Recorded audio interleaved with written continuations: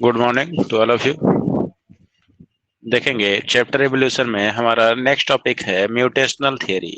Mutation क्या होता है? That is sudden change in the genetic material is known as mutation.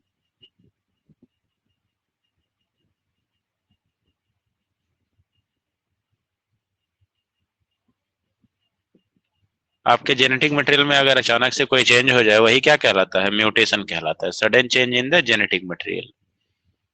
तो देखेंगे proposed by the Hugo debris, underline कर लीजिएगा, on the basis of his experiment on a plant that is Oenothera lamarckiana, underline कर लीजिएगा। इसका नाम बहुत बार पूछा गया है एग्जाम में। Main points of mutational theory देखेंगे, कौन कौन से मेन पॉइंट है म्यूटेशनल थियरी के। तो इसमें पहला देखेंगे म्यूटेशंस और discontinuous variations are the raw material of evolution. तो म्यूटेशन और डिसकंटिन्यूअस वेरिएशन जो है दैट इज ये रॉ मटेरियल कहलाते हैं इवोल्यूशन के। म्यूटेशन अपीयर सडनली, म्यूटेशन क्या होता है? अचानक से होता है। And produce their effect immediately, और इसका असर जो है हमको तुरंत दिखाई देता है।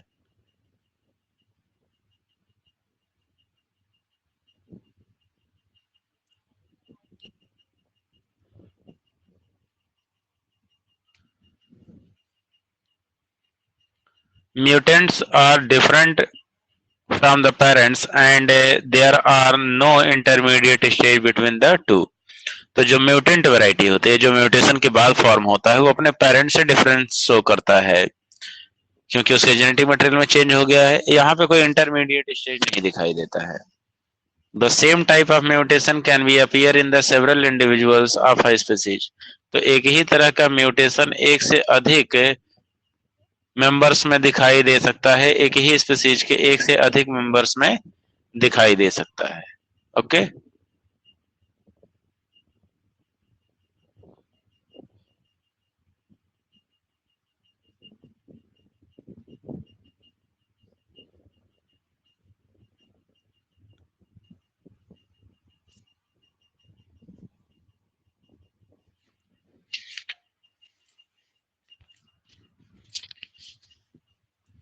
Mutation can appear in all directions and all mutations are inheritable. तो म्यूटेशन जो होता है ये मल्टी डायरेक्शनल होता है और ये अगली जनरेशन में ट्रांसफर होता है। Useful mutations are selected by the nature and lethal mutations are eliminated. तो अगर म्यूटेशन यूजफुल हुआ तो वो नेचुरल सिलेक्शन के द्वारा जो है प्रोसेस के द्वारा सेलेक्ट हो जाता है, जबकि अगर कोई हार्मफुल या लीथल हुआ, जानलेवा हुआ, तो उसी इंडिविजुअल के साथ वो म्यूटेशन जो होता है वो खत्म हो जाता है। Mutations are recurring so that the same mutation can appear again and again, so change of selection by natures are increased and new species is formed। तो म्यूटेशन जो होता है बार बार होता है, एक ही म्यूटेशन कई बार हो सकता है, जिसका सिलेक्शन जो होता है वो नेचर के द्वारा होता है, और इस तरीके से ये म्यूटेशन जो होता है नई स्पीसीज की फॉर्मेशन में हेल्प करता है।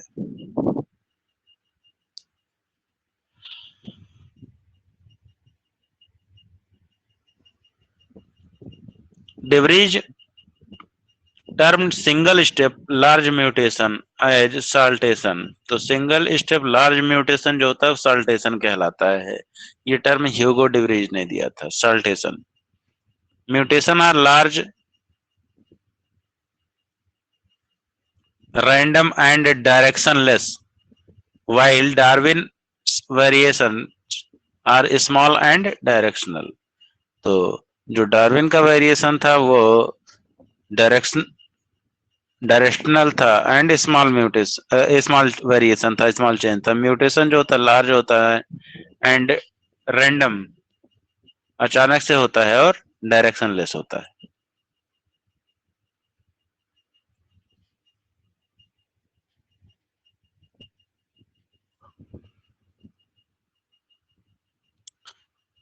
Points in favour of mutation theory, कई सारे पॉइंट्स जो हैं जो म्यूटेशनल थियरी को सपोर्ट करते हैं।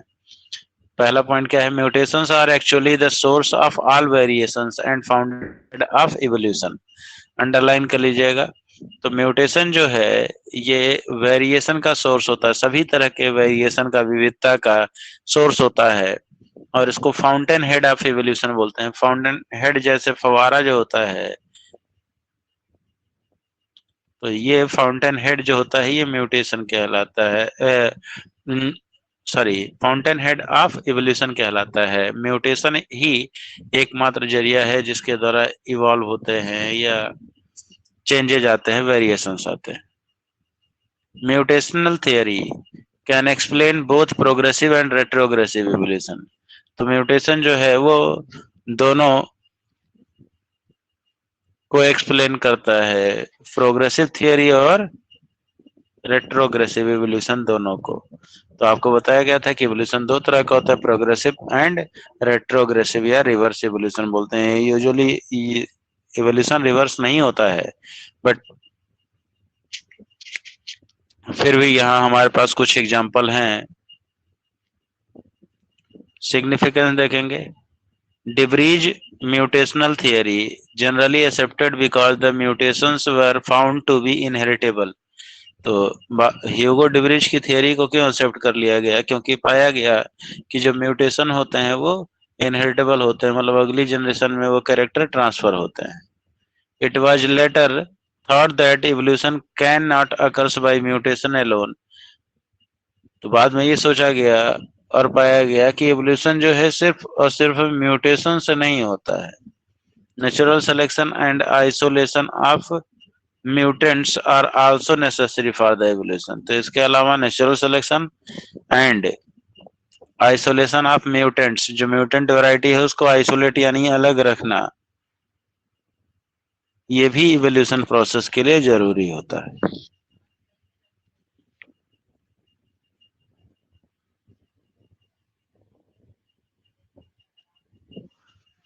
Natural selection and polymorphism.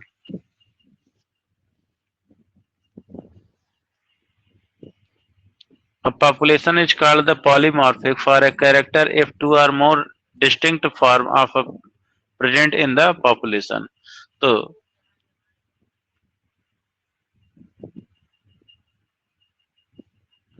कोई भी पॉपुलेशन जो है, कोई पॉपुलेशन जो है किसी भी कैरेक्टर के लिए पॉलीमॉर्फिक हो सकता है अगर उस कैरेक्टर के दो या दो से अधिक फॉर्म उस पॉपुलेशन में अवेलेबल हैं। तो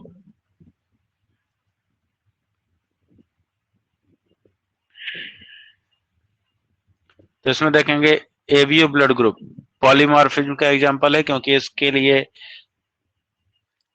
ये ब्लड ग्रुप जो होता है दो से अधिक फॉर्म में पाया जाता है। जैसे ब्लड ग्रुप ए है, बी है, ए बी है एंड ओ है, चार तरह के ब्लड ग्रुप हैं, यानी ये पॉलीमॉर्फिज्म शो करता है। सिकल सेल एनीमिया है,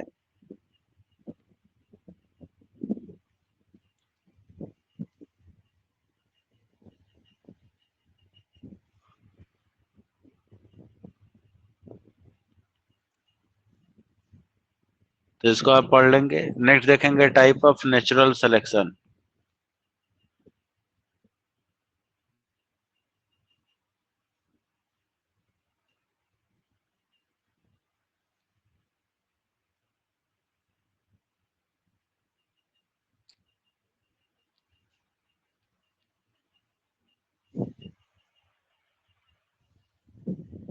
तो देखेंगे टाइप्स ऑफ नेचुरल सिलेक्शन।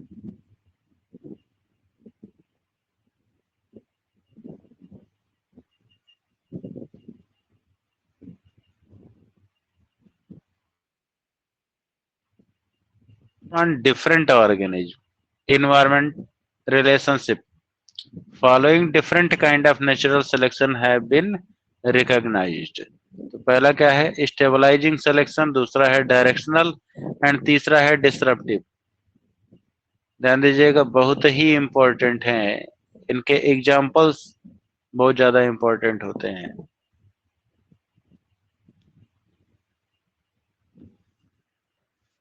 तो पहले देखेंगे स्टेबलाइजिंग सिलेक्शन। स्टेबलाइजिंग सिलेक्शन क्या होता है ये ध्यान देंगे।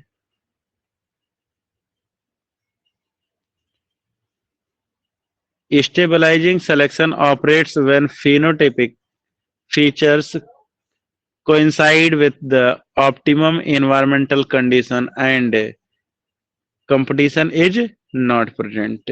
तो स्टेबलाइजिंग सिलेक्शन में पहली बात तो ये कंफर्म हो गई कि इनमें कंपटीशन नहीं होता है, और ऑप्टिमल एनवायरमेंटल कंडीशन वाले यानी मिड रेंज वैल्यू वाले जो है वो सरवाइव करते हैं। It keep a population genetically constant, इसमें पॉपुलेशन जो होता है वो जेनेटिकली कांस्टेंट होता है। इट फेवर्स द एवरेज और normal phenotypes and eliminate the extreme variant. तो ये मिड रेंज वैल्यू वाले मैंने आपको बताया ना, नॉर्मल फिनोटाइप को क्या करता है, रखता है, और एक्सट्रीम वाले बहुत कम और बहुत ज्यादा वाले जो होते हैं उसको एलिमिनेट कर देता है।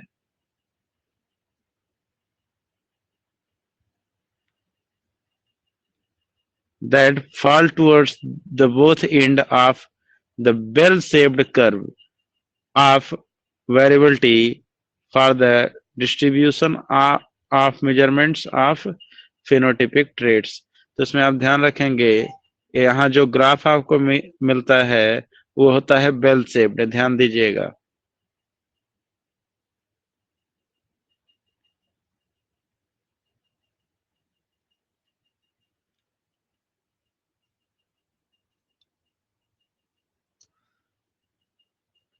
ड्यू टू कॉन्टिन्यूअस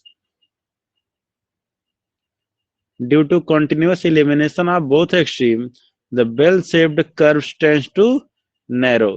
तो इस तरीके से इसमें देखेंगे जो ग्राफ मिलता है हमको,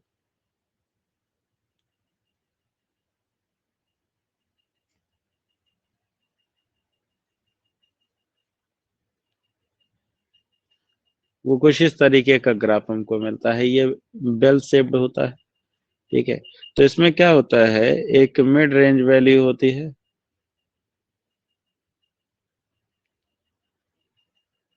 एक मिनिमम क्राइटेरिया होता है और एक मैक्सिमम क्राइटेरिया होता है। तो मिनिमम क्राइटेरिया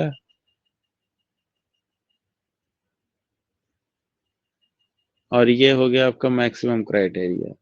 तो मिनिमम से बिलो वाले और एक्सट्रीम से अबव वाले जो हैं ये एलिमिनेट कर दिए जाते हैं, यानी दोनों साइड से।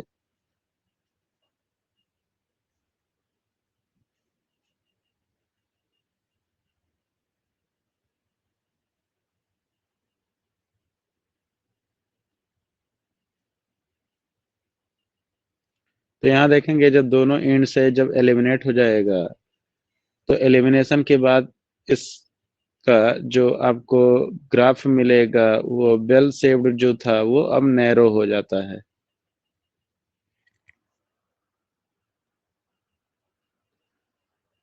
देखेंगे stabilising selection always operates in constant और अनचेंजिंग इन्वायरमेंट्स। तो हमेशा इस तरह का जो सिलेक्शन होता है वो कांस्टेंट इन्वायरमेंट में ही एप्लीकेबल होता है। इसमें देखेंगे एग्जांपल है मॉर्टेलिटी इन बेबीज, बच्चों की जो मृत्यु दर होती है वो इसका एग्जांपल है।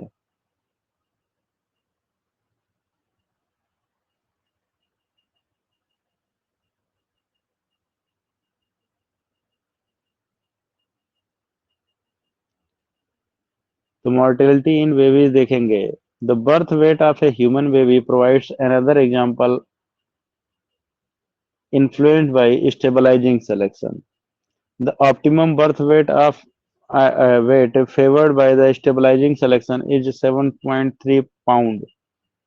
Newborn infant less than 5.5 pound and more than 10 pounds have the highest mortality rate। The curve for mortality is virtually the component of the curve of the survival। अब देखिए यहाँ पे जो ग्राफ आपको दिखाया गया है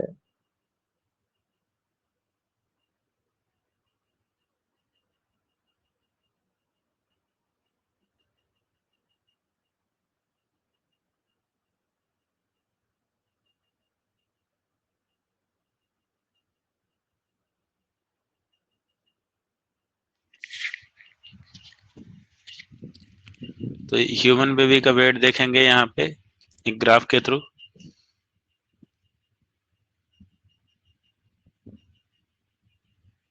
जैसे नॉर्मल जो ह्यूमन बेबी का जो वेट होना चाहिए वो कितना होना चाहिए, 7.3 पाउंड।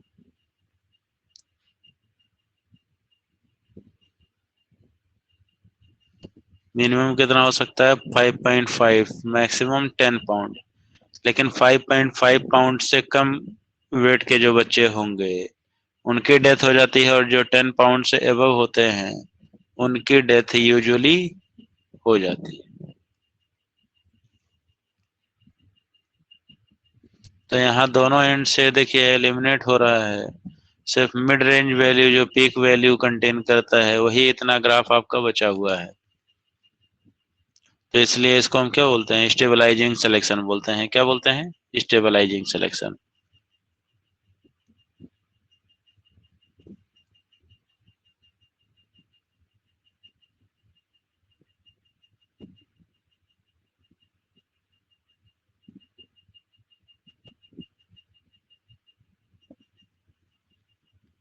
नेक्स्ट है आपका डायरेक्शनल सिलेक्शन और प्रोग्रेसिव सिलेक्शन। डायरेक्शनल का मतलब है एक साइड शिफ्ट हो जाना।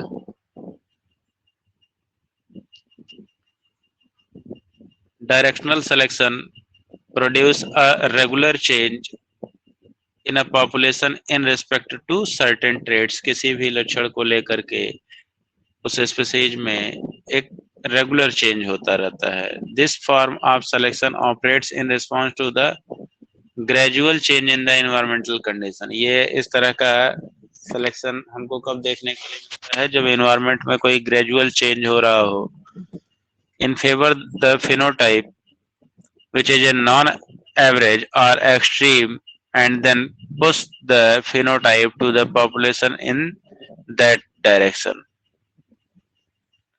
तो इसमें क्या होता है, ग्राफ उधर की शिफ्ट तरफ शिफ्ट होता है जिधर नॉन एवरेज के ज्यादा होते हैं, या एक्सट्रीम की तरफ जो होते हैं उधर ही ग्राफ जो होता है वो पुश कर दिया जाता है। यानी ग्राफ ओवरऑल बोला जाए तो किसी एक डायरेक्शन में शिफ्ट होता है, या इधर लेफ्ट और राइट।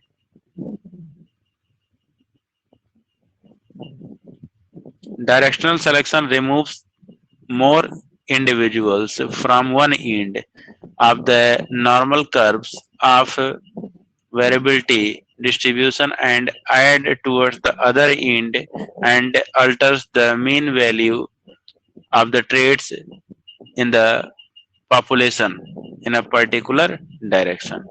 तो इसमें क्या डायरेक्शनल सिलेक्शन में क्या होता है, जो इंडिविजुअल्स होते हैं वो किसी एक ही साइड से रिमूव किए जाते हैं और दूसरे साइड से क्या होता है, ऐड हो जाते हैं। So the means move in one direction. तो इसका मतलब क्या है, एक ही डायरेक्शन में आपका ग्राफ क्या होता है, शिफ्ट हो जाता है। Directional selection operates when environment is change in one direction. Example देखेंगे, वेस्टर्न बिट्यूलेरिया, और दूसरा है resistance of insect to DDT. तो पहले वेस्टर्न बिट्यूलेरिया को हम समझ लेते हैं, फिर तीसरा ग्राफ हम पढ़ेंगे।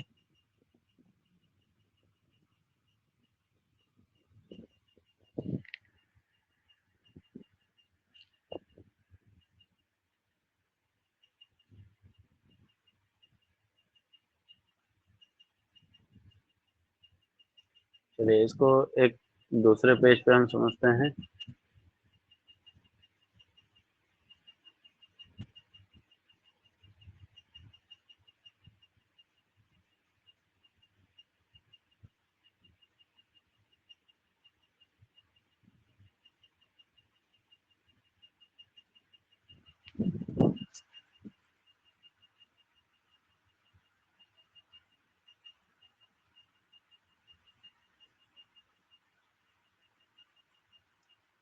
देखिए पहले जो पॉपुलेशन थी उसमें जो मौत पाए जाते थे उसमें वेस्टर्न बिट्यूलेरिया की संख्या ज्यादा थी और वेस्टर्न कार्बोनेरिया की संख्या कम थी। ठीक है, क्यों? क्योंकि 1850 के समय में, लगभग जब बिफोर द इंडस्ट्रियलाइजेशन, उसके पहले पॉल्यूशन ज्यादा था नहीं, इसलिए ट्री के ट्रंक ग्रे थे, तो ग्रे पे पिस्टन बेटुलेरिया जो बिल्कुल ग्रे कलर का होता था वो आसानी से छिप जाता था, जबकि पिस्टन कार्बोनेरिया जो है आसानी से स्पॉट कर लिया जाता था और प्रेडेटरी बर्ड्स के द्वारा खा लिया जाता था। तो धीरे धीरे उसकी संख्या कम होने लगी, तो आपका ग्राफ क्या हुआ, राइट साइड की तरफ शिफ्ट होने लगा। ये मीन वैल्यू है, मीन वैल्यू जो है वो राइट साइड की तरफ शिफ्ट होने लगी। ठीक है, फिर इंडस्ट्रियलाइजेशन हुआ, इंडस्ट्रियलाइजेशन की वजह से जो कोयला वगैरह जला उससे प्रदूषण फैला, जिसकी वजह से जो काले कार्बन कंपाउंड थे वो जाकर के ट्री ट्रंक पर डिपॉजिट हो गए और अब विस्टर्न बिटुलेरिया आसानी से छिप जाता था और विस्टर्न कार्बोनेरिया जो है आसानी से स्पॉट कर लिया जाता था। वेस्टर्न बिटुलेरिया आसानी से स्पॉट कर लिया गया और वेस्टर्न कार्बोनेरिया क्या हो गया,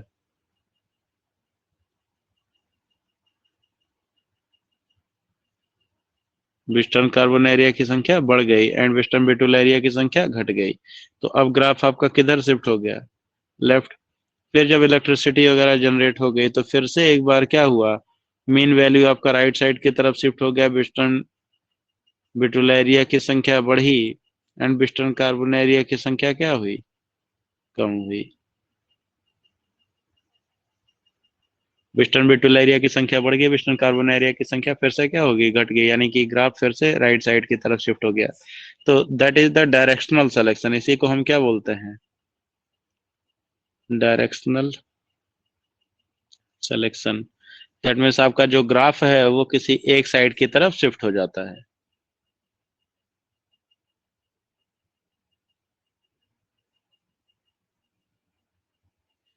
थर्ड एंड लास्ट है, देखेंगे, disruptive selection.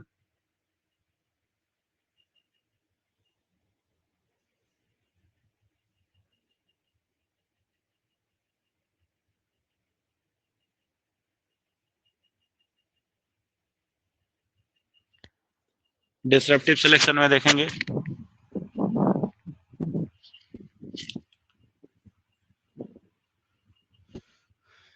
This is probably the rarest form of selection. ये बहुत ही कम देखने के लिए मिलता है हमारे नेचर में, but can be very important in bringing about the evolutionary change। लेकिन evolutionary change लाने में बहुत ही important है, इसका खास रोल है। presence of more than one phenotype in a population। ये तब ऑपरेट होता है जब किसी भी पॉपुलेशन में एक से ज्यादा फिनोटाइप प्रेजेंट हो। Selection pressure acting from within the population as a result increased the competition may push the phenotype away from the population mean towards the extreme of the population। इसमें क्या होता है, जो मीन वैल्यू होती है वही eliminate होने लगता है, जबकि एक्सट्रीम वैल्यू जो होता है वो सरवाइव करता है। It can split the population into two सब पॉपुलेशन, और इसकी वजह से कोई भी पॉपुलेशन जो होता है वो दो सब पॉपुलेशन में कन्वर्ट हो जाता है। If the gene flow between the subpopulation is prevented, each population may give rise to new species. In some cases, this form of selection can be given rise to the appearance of different phenotype within the population, known as the polymorphism। अब देखिएगा ये कब operate होता है, कैसे operate होता है, ये ध्यान दीजिएगा। इसमें जो आपको एग्जांपल मिलेगा वो मिलेगा सेल पैटर्न इन लिम्पेट। तो लिम्पेट जो है ये मोलस्क है एक तरीके का। तो इस मोलस्का ग्रुप का जो मेंबर है ये कहाँ पे पाए जाते हैं, वाटर में पाए जाते हैं, सलाइन वाटर में, मराइन वाटर में पाए जाते हैं, या मराइन मोलस्क कहलाते हैं। ठीक है, तो इनका जो लिम्पेट का जो सेल कलर होता है उसके बेसिस पे इनका सिलेक्शन हुआ है। तो देखेंगे एक्चुअली लिम्पेट में तीन तरह के मेंबर हैं।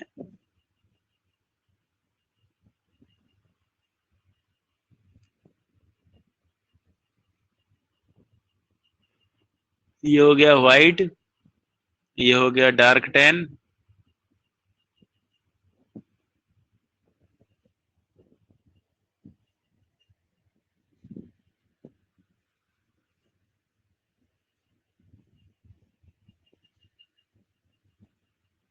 और ये हो गया इंटरमीडिएट कलर।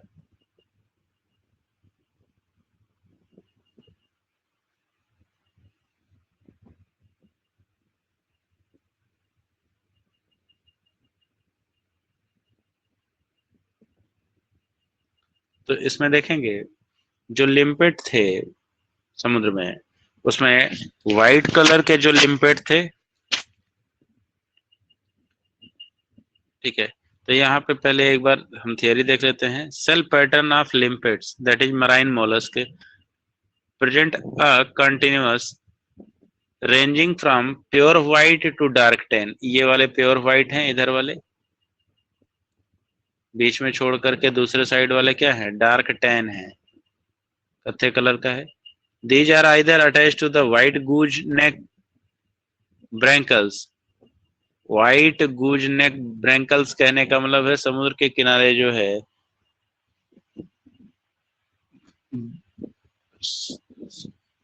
सफेद कलर के कुछ पत्थर पाए जाते हैं या नमक जैसा सब्सटेंस होता है, उसी के अंदर ये व्हाइट वाले लिम्पेट, व्हाइट सेल कलर वाले लिम्पेट जो होते हैं वो आसानी से छिप जाते हैं। और to dead tan coloured rocks, या तो जो डार्क टैन वाले हैं वो पत्थर के अंदर छिप जाते हैं, उसी के कलर से मिलते जुलते होते हैं। The white and light color limpets camouflaged with white brancals and tanned ones were protected on the tan color rocks। तो देखिएगा जो व्हाइट वाले हैं वो व्हाइट बर्निकल्स में जो है छिप जाते हैं व्हाइट लिम्पिड्स, और जो डार्क टैन वाले हैं वो पत्थरों में छिप जाते हैं। लेकिन जो इंटरमीडिएट कलर वाले हैं वो आसानी से एलिमिनेट कर लिए जाते हैं और इनकी संख्या जो है वो धीरे धीरे कम हो जाती है। Limpet of intermediate shell pattern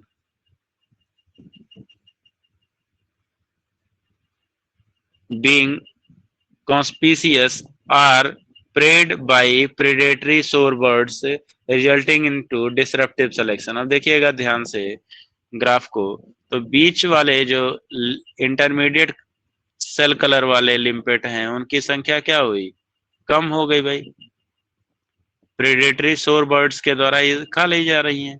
तो फिर धीरे धीरे ऐसे ही आएगा समय तो फिर इनका अमाउंट और कम हो गया, और एक समय ऐसा आएगा कि ये पूरी तरीके से यहाँ से गायब हो जाएंगे। तब यहाँ पे दो सब पॉपुलेशन तैयार हो गई जो कि पहले एक ही थी, that is white shell colour लिम्पिड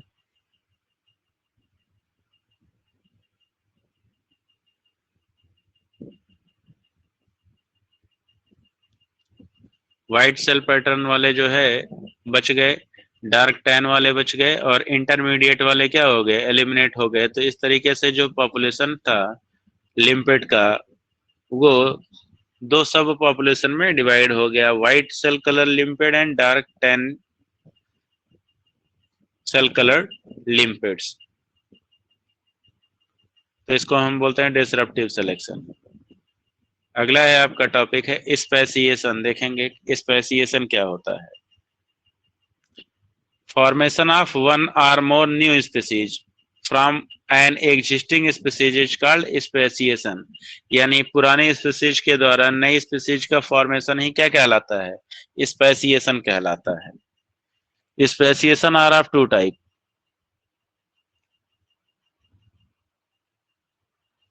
पहला है divergent speciation. Origin of one or more new species from an ancestor species is called the divergent evolution, speciation.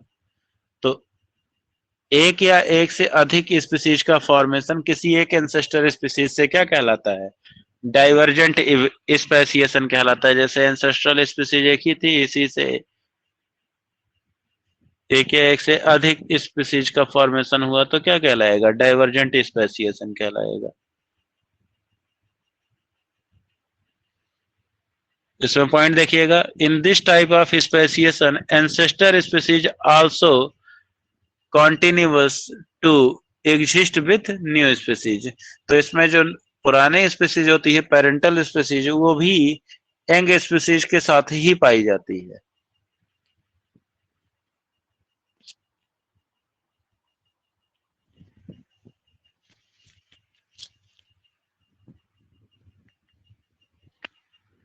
In this type of speciation number of species are increase. तो इसमें species का number लगातार क्या होता है? Increase करता है। तो divergent speciation are are further two type. अब डाइवर्जेंट स्पेसिएशन जो था वो आपका फिर से दो तरह का होता है। एक होता है एलोपेट्रिक स्पेसिएशन, दूसरा होता है सिम्पेट्रिक स्पेसिएशन। तो एलोपेट्रिक स्पेसिएशन देखेंगे क्या होता है। When a species split into two और मोर geographical isolated population and these populations finally forms a new species। तो देखिए जैसे कोई पॉपुलेशन था, ये लोग रह रहे थे, तो ये जियोग्राफिकली आइसोलेट हो गए और ये दो पॉपुलेशन में कन्वर्ट हो गए जियोग्राफिकल आइसोलेशन की वजह से, और ये आगे चल करके दोनों क्या होगा, नए स्पीसीज का फॉर्मेशन करेंगे। This mode of speciation is called the allopatric speciation, and this type of species are known as the allopatric species।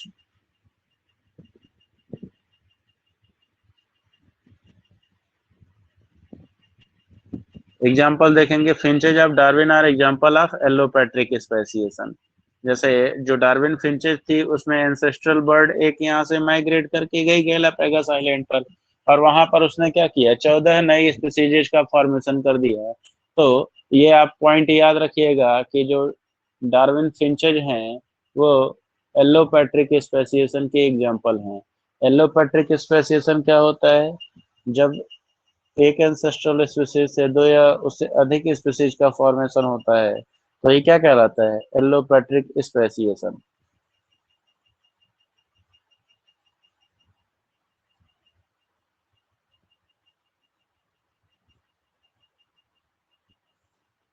Next देखेंगे sympatric speciation. This type of speciation a subpopulation becomes reproductively isolated from its parental population।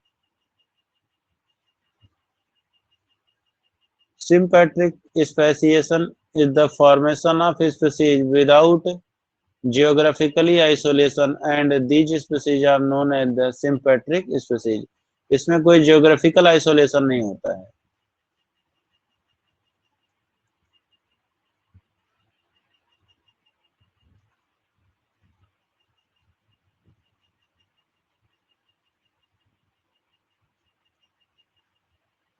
Transformation speciation देखेंगे।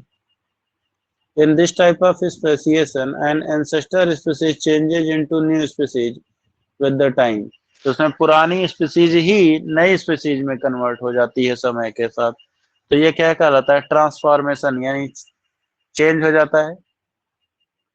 इन this process number of species is not increase. तो इस case में species का number increase नहीं करता है, क्योंकि जो पुरानी पेरेंटल जनरेशन थी वही चेंज हो गई नई जनरेशन में। तो कोई नई स्पीसीज का फॉर्मेशन, न्यू स्पीसीज का फॉर्मेशन हुआ, लेकिन नंबर ऑफ स्पीसीज जो है वो बढ़ी नहीं।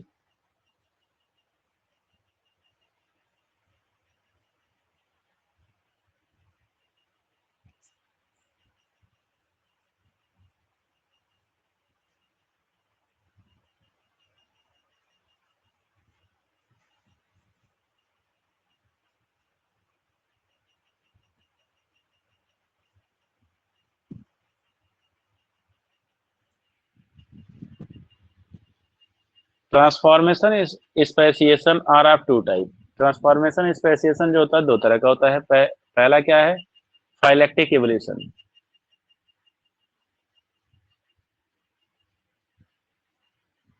When an ancestor species changes into new species by gradual change।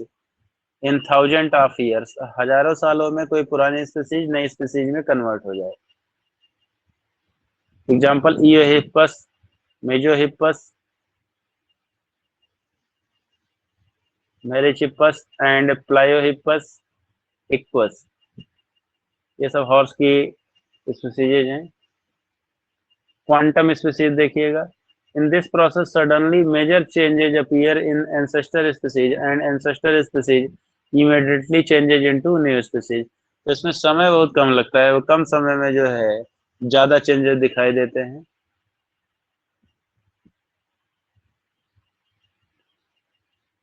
Connect no connective links are present in this type of speciation. It is caused by major mutation.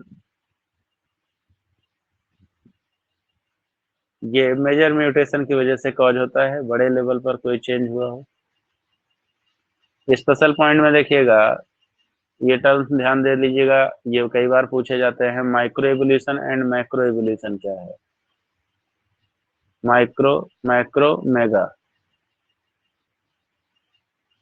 तो सबसे पहले बात करते हैं माइक्रो एवोल्यूशन की। Micro evolution is the occurrence of small scale change, बहुत ही कम लेवल पर चेंज हुआ रहता है।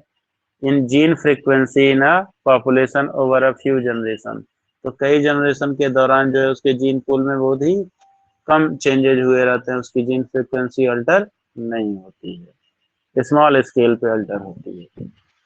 तो माइक्रो, माइक्रो का मतलब वैसे भी आप जानते ही हैं, माइक्रो का मतलब होता है कम।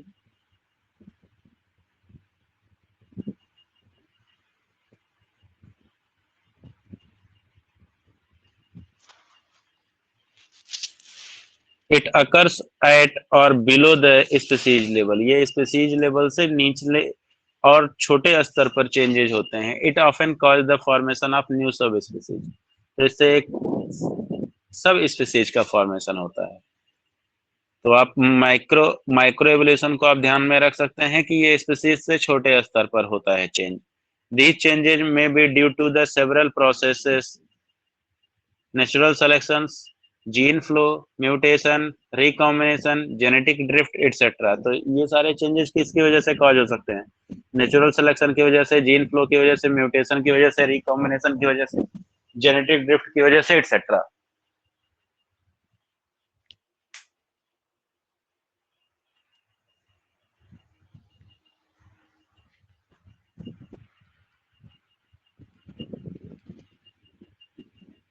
एग्जाम्पल देखेंगे, फॉर्मेशन ऑफ लाइन्स, लाइन्स यानी कि सब स्पीसीज का फॉर्मेशन। मैक्रो एवोल्यूशन देखेंगे, macro evolution is the evolution which result into the production of new adaptive type through a process of population fragmentation and genetic divergence. It is the occurrence of large scale change in the gene frequency. इसके द्वारा जो होता है gene frequency के level में बहुत बड़े स्तर पर चेंज होता है किसी भी पॉपुलेशन के जीन फ्रीक्वेंसी या जीन पूल में over a geological time period consisting of lot of micro evolution. तो कई सारे माइक्रो एवोल्यूशन के बाद क्या होता है? मैक्रो एवोल्यूशन होता है। Macro evolution operates above the species level, तो ये हमेशा स्पीसीज लेवल से ऊपर होता है। And result into establishment of new genera, तो इससे नए जेनरा या जीनस का फॉर्मेशन होता है, फैमिली एंड ऑर्डर का फॉर्मेशन होता है। The change in the organization occurs due to the accumulation of large mutation, that is microevolution कहलाता है। तो किसी भी ऑर्गेनाइजेशनल चेंज के लिए क्या होता है? बहुत बड़े लेवल पर लार्ज म्यूटेशन की जरूरत होती है।